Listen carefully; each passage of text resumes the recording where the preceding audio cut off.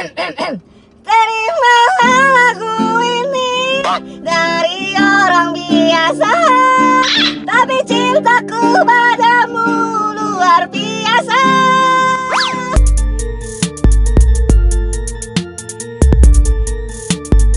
Sahabatku yang super, kadang ada pengamen yang nyanyinya jelek, suaranya bikin pusing kepala. Pas minta duit sama kita, kadang kita kasih ya cuma 500, kadang ya 1000 bahkan 2000. Tapi kalau pengamennya nyanyinya bagus, suaranya merdu seperti ini. Terimalah lagu ini dari orang biasa, tapi cintaku padamu luar biasa.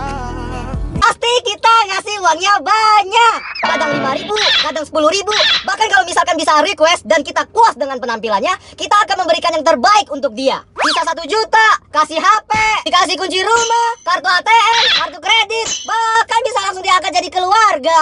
Nah, kadang hidup seperti itu.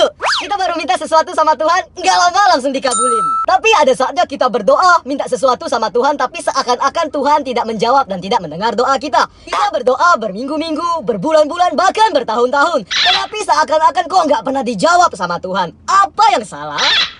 Positive thinking aja, sama seperti pengamen tadi. Mungkin Tuhan masih mau mendengar kita bernyanyi. Karena doa kita, permintaan kita, dan harapan kita terdengar sangat merdu di hadapan Tuhan. Dan pada saat tiba waktunya nanti, percayalah, Tuhan akan bayar setimpal, bahkan kasih bonus yang banyak atas doa-doa kita. Karena Tuhan kita adalah Tuhan yang baik, Tuhan yang selalu begadang dan maha melihat. Maka dari itu, jangan putus asa dan putus harapan ketika doa-doamu belum dijawab. Karena percayalah, Tuhan mendengar semua doa-doamu, tetapi belum waktunya untuk dijawab. Karena waktumu bukan yang terbaik, tetapi waktu Tuhan adalah yang terbaik untukmu.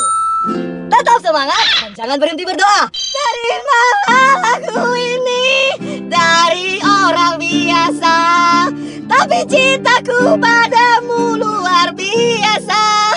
Itu.